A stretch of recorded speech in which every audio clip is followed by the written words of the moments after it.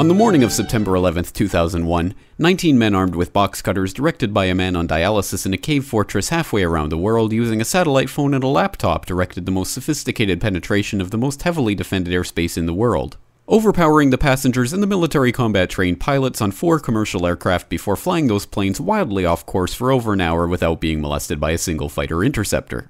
These 19 hijackers, devout religious fundamentalists who like to drink alcohol, snort cocaine, and live with pink-haired strippers, managed to knock down 3 buildings with 2 planes in New York, while in Washington a pilot who couldn't handle a single-engine Cessna was able to fly a 757 in an 8,000-foot descending 270-degree corkscrew turn to come exactly level with the ground, hitting the Pentagon in the budget analyst office where DoD staffers were working on the mystery of the $2.3 trillion that Defense Secretary Donald Rumsfeld had announced missing from the Pentagon's coffers in a press conference the day before, on September 10th, 2001.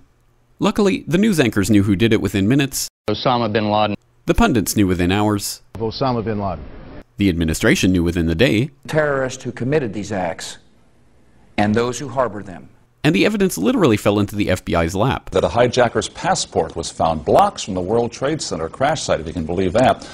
But for some reason, a bunch of crazy conspiracy theorists demanded an investigation into the greatest attack on American soil in history. That investigation was delayed, underfunded, set up to fail, a conflict of interest, and a cover-up from start to finish. It was based on testimony extracted through torture, the records of which were destroyed.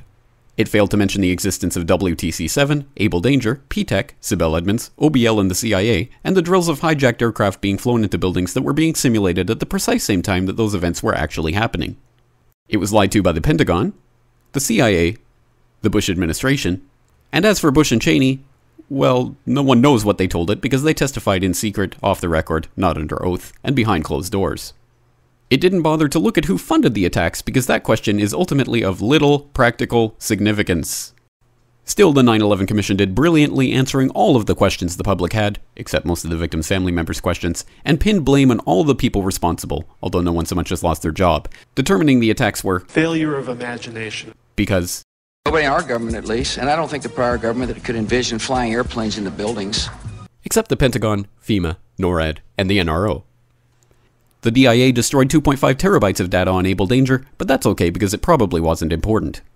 The SEC destroyed their records on the investigation into the insider trading before the attacks, but that's okay because destroying the records of the largest investigation in SEC history is just part of routine record keeping. NIST has classified the data that they used for their model of WTC-7's collapse, but that's okay because knowing how they made their model of the collapse would jeopardize public safety. The FBI has argued that all material related to their investigation of 9/11 should be kept secret from the public, but that's okay because the FBI probably has nothing to hide. This man never existed, nor is anything he had to say worthy of your attention, and if you say otherwise, you are a paranoid conspiracy theorist and deserve to be shunned by all of humanity.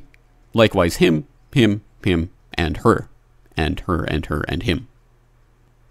Osama bin Laden lived in a cave fortress in the hills of Afghanistan, but somehow got away. Then he was hiding out in Tora Bora, but somehow got away. Then he lived in Abbottabad for years, taunting the most comprehensive intelligence dragnet employing the most sophisticated technology in the history of the world for a decade, releasing video after video with complete impunity and getting younger and younger as he did so, before finally being found in a daring SEAL team raid which wasn't recorded on video, in which he didn't resist or use his wife as a human shield, and in which these crack special forces operatives panicked and killed this unarmed man, supposedly the best source of intelligence about those dastardly terrorists on the entire planet. Then they dumped his body in the ocean before telling anyone about it. Then a couple dozen of that team's members died in a helicopter crash in Afghanistan. This is the story of 9/11, brought to you by the media which told you the hard truths about his head could be seen to move violently forward. And they took the babies out of the incubators. And mobile production facilities. And the rescue of Jessica Lynch. If you have any questions about this story, you are a batshit paranoid tinfoil dog-abusing baby hater and will be reviled by everyone. If you love your country and or freedom, happiness, rainbows, rock and roll, puppy dogs, apple pie, and your grandma, you will never ever express doubts about any part of this story to anyone. Ever. This has been a public service announcement by the Friends of the FBI, CIA, NSA, DIA, SEC, MSM, White House, NIST, and the 9/11 Commission. Because ignorance is strength.